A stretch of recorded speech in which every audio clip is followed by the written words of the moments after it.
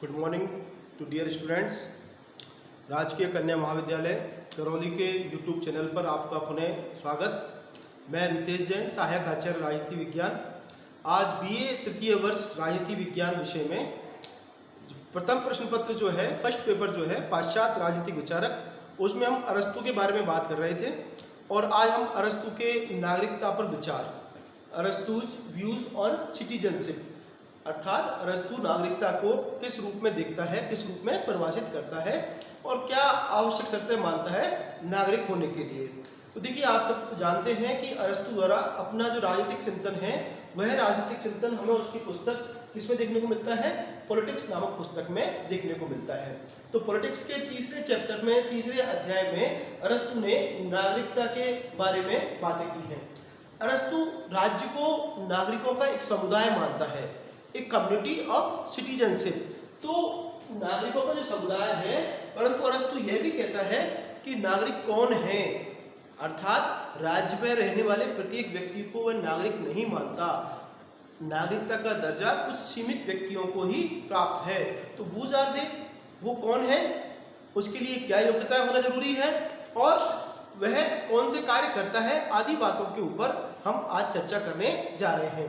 तो अरस्तु की जो नागरिकता की संकल्पना है, तो अरस्तु ने सबसे पहले तो हमें ये बताया है कि नागरिक कौन नहीं है। देखिए, हम अपनी बात शुरू करें उससे पहले आपको यह जानना जरूरी है कि अरस्तु की नागरिकता की संकल्पना के ऊपर तत्कालीन यूनानी राज्यों की जो संवैधानिक शासन प्रणालियां थी, उन संवैधानिक शासन प्रणालियों का प्रभाव अरस्तु की नागरिकता की संकल्पना के ऊपर हमें देखने को मिलता है। अरस्तु नागरिकता को नकारात्मक रूप में परिभाषित करता है, अर्थात हमें यह बताता है कि कौन व्यक्ति नागरिक नहीं है, और वह यह भी कहता है कि मात्र जन्म लेने से या कानूनी राजनीतिक अधिकार प्राप्त होने से ही कोई व्यक्ति नागरिक नहीं हो जाता। नागरिक होने के लिए अन्य योग्यताएं भी हैं। तो अरस्तु के अनुसार नागरिक कौन है, तो अरस्तु कहता है कि नागरिक वह व्यक्ति होता है जो कि न्यायिक, जुडिशियल प्रशासन, जुडिशियल एडमिनिस्ट्रेशन और विधि निर्माण संबंधी कार्यों में सभा के सदस्य के रूप में, जो विधि निर्माण करने वाली सभा है उसके सदस्य के रूप में इन कार्यों को जो करता है, उन्हीं व्यक्तियों को अरस्तु द्वारा कि क्या माना गया है, नागरिक माना गया है। तो एक इम्पोर्टेंट बात है कि अरस्तु के अनुसार राज्य में निवास करने वाला प्रत्येक व्यक्ति क्या नहीं है, चाहे उस राज्य में उसने जन्म लिया है, चाहे उसे कुछ कानूनी अधिकार प्राप्त है, परंतु उसे नागरिकता का दर्जा तभी प्राप्त होगा तब जब वह कौन से कार्य करता है, न्यायिक प्रशासनिक कार्य करता है अथवा विधि निर्माण संबंधी कार्य करता है, तभी उसे क्या माना जाएगा, नागरिक माना जाएगा।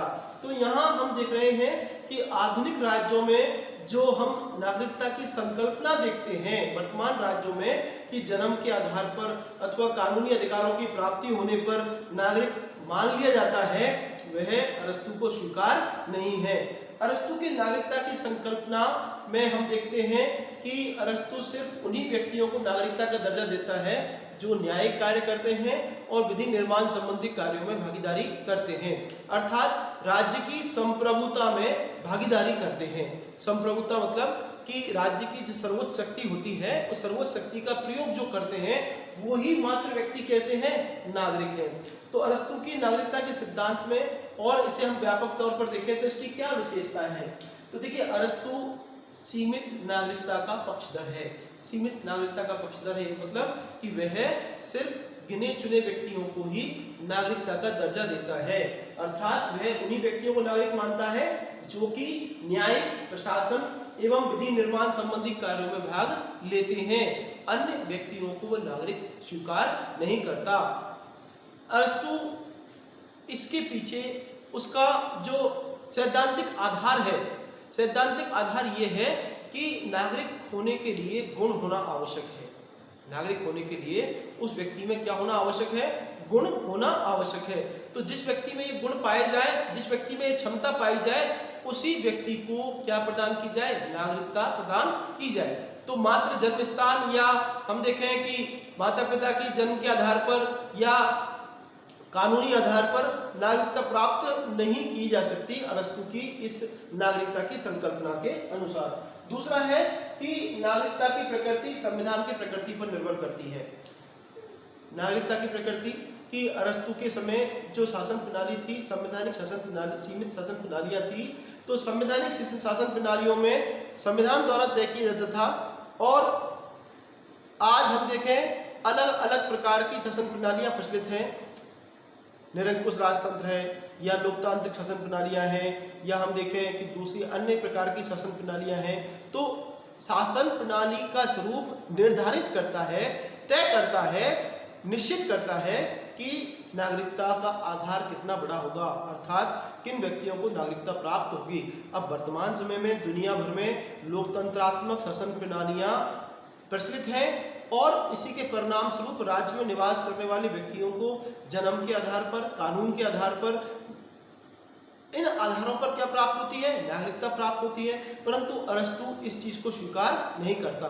हालांकि अरस्तु की जो राज्य में यह नागरिकता की संकल्पना जो है, वह नागरिकता की संकल्पना लोकतंत्रात्मक, प्रत्यक्ष लोकतंत्रात्मक शासन प्रणाली को आदर्श मानकर अरस्तु ने अपनी इस नागरिकता की संकल्पना को प्रतिपादित किया है। और अरस्तु की यह नागरिकता की संकल्पना वर्तमान लोकतांत्रिक शासन प्रणालियों में फिट नहीं बैठती, उपयुक्त नहीं बैठती, स्वीकार नहीं की जा सकती है, क्योंकि सबको समानता का दर्जा प्राप्त है। तो राज्य व्यक्ति व्यक्ति के बीच कोई भेद नहीं करता। तो अरस्तु की इस नागरिकता की संकल्पना को हम आंख मीच कर स्वीकार नहीं कर सकते। अरस्तु के अनुसार नागरिकता होने के लिए कुछ योग्यताएं होना जरूरी है। What are the qualifications that are required for a citizen in a state? एक राज्य में नागरिक होने के लिए कौन कौन सी योग्यताएं होना आवश्यक है? तो अरस्तु ने कहा कि साहब सबसे पहले तो उस व्यक्ति में नागरिक होने के गुण होने चाहिए। सबसे पहले क्या होने चाहिए? गुण होने चाहिए। दूसरी बात वो कहता है कि साहब उसके पास पर्याप्त मात्रा में क्या होनी चाहिए? संपत्ति होनी चाहिए। अर्थात संपत्ति को भी नागरिकता का एक आधार स्वीकार करता है। संपत्ति क्यों जरूरी है? अरस्तु कहता है कि साहब संपत्ति होगी तभी व्यक्ति के पास पर्याप्त मात्रा में अवकाश होगा, तभी पर्याप्त मात्रा में उसके पास क्या होगा? अवकाश होगा, और वह इन कार्यों में, कौन से कार्यों में? न्याय प्रशासन कार्यों में और विधि निर्माण संबंधी कार्यों में समय दे सकेगा। अदरवाइज उसके पास संपत्ति नहीं होगी तो वह श्रम संबंधी कार्यों में अत्यधिक व्यस्त रहेगा। वो राज्य के, तो संपत्ति राज्य की नागरिकता होने का एक प्रमुख आधार अरस्तु के अनुसार है। इसके अलावा संपत्ति के साथ अवकाश की बात कर ली हमने, और गुण होने चाहिए। इसके अलावा उसे शासन संबंधी कार्यों में भाग लेने की रुचि होनी चाहिए। Interest must be, should be in a person to participate in governance matters. शासन संबंधी कार्यों में भाग लेने की उसमें रुचि होनी चाहिए, उसमें नैतिक बुद्धि होनी चाहिए, उसमें नैतिकता होनी चाहिए। तो ये क्वालिफिकेशंस हैं जो कि एक व्यक्ति में नागरिकता के लिए जरूरी है। साथ ही अरस्तु इन योग्यताओं के साथ साथ कुछ अयोग्यताओं की भी बात करता है कि ऐसी अयोग्यताएं, डिस्क्वालिफिकेशंस जो व्यक्ति को नागरिक होने से वंचित करती हैं। तो अरस्तु के अनुसार वो कौन सी अयोग्यताएं हैं? तो अरस्तु ने कहा कि एक तो साहब दास लोगों को क्या नहीं कर सकते? दास लोगों को नागरिकता का दर्जा नहीं दे सकते, क्योंकि न तो उनमें इतना विवेक होता है, न उनके पास पर्याप्त अवकाश होता है, और वह श्रम प्रदान संबंधी कार्य करते हैं। और अरस्तु ने कहा यूनानी लोगों को दास नहीं बना सकते, विदेशी लोगों को दास बना सकते हैं। तो इस आधार पर भी अरस्तु दास लोगों को नागरिकता का दर्जा देने का पक्षधर नहीं है, सहमति प्रदान नहीं करता, दासों को नागरिकता का दर्जा नहीं देता। इसके साथ ही वह श्रम प्रदान संबंधी कार्यों को करने वाले जैसे व्यापारी हैं, कारीगर हैं, श्रमिक हैं, कृषक हैं, इनके पास इतना अवकाश नहीं है कि वह शासन संबंधी कार्यों में क्या कर सकें? भागीदारी कर सकें। और जब शासन संबंधी कार्यों में भागीदारी नहीं कर पा रहे हैं तो अरस्तु उन्हें क्या नहीं मानता? नागरिक नहीं मानता। साथ ही अरस्तु स्त्रियों को भी नागरिकता का दर्जा अपने राज्य में नहीं देता कि उनकी कहता है बौद्धिक क्षमता का स्तर निम्न होता है। बच्चों को भी वह कि उनका पर्याप्त मात्रा में विकास नहीं हो पाया है, बौद्धिक स्तर का विकास नहीं हो पाया है, तो उनको भी वह नागरिक के रूप में स्वीकार नहीं करता, स्त्रियों बच्चों को। और साथ ही वह वृद्ध व्यक्तियों को भी कि उनकी शारीरिक क्षमता इतनी नहीं रह जाती कि वह इन कार्यों को कर सकें, तो इनको भी वह नागरिकता के अधिकार से वंचित कर देता है। और वह साथ ही विदेशी लोगों को भी, राज्य में निवास करने वाले विदेशी लोगों को चाहे संधि के माध्यम से ही उन्हें यह रहने का मौका मिला हो, फिर भी वह उन्हें नागरिकता का दर्जा नहीं देता। तो वे दास, स्त्रियां, बच्चे, वृद्ध, विदेशी आदि इन लोगों को नागरिकता का दर्जा नहीं देता। संपत्तिहीन व्यक्तियों को भी नागरिकता का दर्जा नहीं देता। तो इस प्रकार ये अयोग्यताएं हैं जो अरस्तू के अनुसार नागरिक होने से वंचित करती हैं। तो अरस्तू की यह जो नागरिकता की संकल्पना है, यह समसामयिक संदर्भ में, वर्तमान संदर्भ में प्रासंगिक नहीं मानी जाती और इस आधार पर इसकी बड़ी आलोचना की जाती है। और इसकी आलोचना के आधार क्या है कि साहब यह आधुनिक राज्यों में अमान्य है, इसको स्वीकार नहीं कर सकते। क्यों स्वीकार नहीं कर सकते? क्योंकि इसने जनसंख्या के एक बहुत बड़े भाग को नागरिकता से वंचित कर दिया है। क्यों कर दिया है? क्योंकि उसने कुछ शर्तें ऐसी रख दी हैं जो कि उचित नहीं है, तार्किक नहीं है।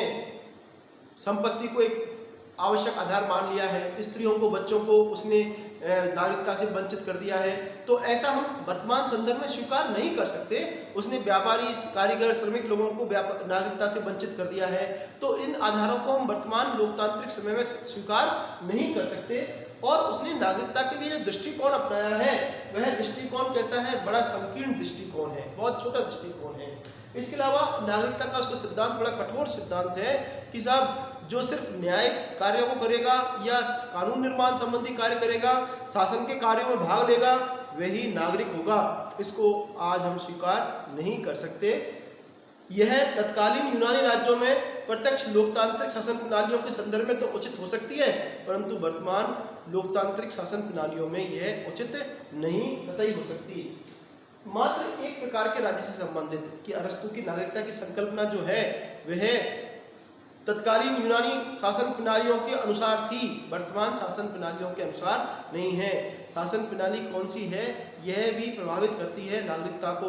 तो विभिन्न शासन प्रणालियाँ, जैसे राजतंत्रात्मक देखें या हम लोकतंत्रात्मक व्यवस्था देखें या हम अधिनायकवादी व्यवस्था देखें या कुलीन तंत्र देखें, तो इन व्यवस्थाओं के लिए भी नागरिकता अलग अलग प्रकार के आधार स्वीकार करती है और वहाँ अरस्तू की नागरिकता की संकल्पना उचित प्रतीत नहीं होती। अरस्तू की नागरिकता की संकल्पना में हमें एक सैद्धांतिक अंतर विरोध दिखाई देता है, थियोरेटिकल कॉन्ट्रडिक्शन दिखाई देते हैं। वो कॉन्ट्रडिक्शन कैसे हैं? एक तरफ तो कहता है कि राज्य जो है वह सार्वजनिक हित की सिद्धि करेगा, वेलफेयर का काम करेगा, परंतु जनसंख्या के एक बहुत बड़े भाग को उसने शासन संबंधी कार्यों में भाग लेने से वंचित कर दिया है। तो राज्य फिर किस प्रकार सार्वजनिक कल्याण कर रहा है? कैसा सार्वजनिक कल्याण कर रहा है? जबकि लोगों को शासन में भाग लेने का मौका ही नहीं मिल रहा, नागरिकता का दर्जा ही नहीं मिल रहा। तो इस प्रकार अरस्तू की यह नागरिकता की संकल्पना अंतर विरोधों से भरी हुई है। उसने राज्य की एकता को नुकसान पहुंचाया है, अर्थात उसने राज्य को स्पष्ट रूप से दो वर्गों में बांट दिया, एक तो संपत्तिहीन धनवान वर्ग और दूसरा निर्धन वर्ग, और निर्धन वर्ग को क्या कर दिया? नागरिकता से वंचित कर दिया। तो अब ये स्पष्ट रूप से दो वर्ग हैं, इनके हित परस्पर विरोधी हैं और धनवान वर्ग को नागरिकता मिलने पर, शासन संबंधी कार्यों में भाग लेने का मौका मिलने पर वह अपने वर्गीय हितों को पूरा करेगा, ना कि सामान्य हित के लिए काम करेगा। तो इस प्रकार इससे अरस्तू की नागरिकता की संकल्पना से सबसे ज्यादा नुकसान जो होगा वो किसको होगा?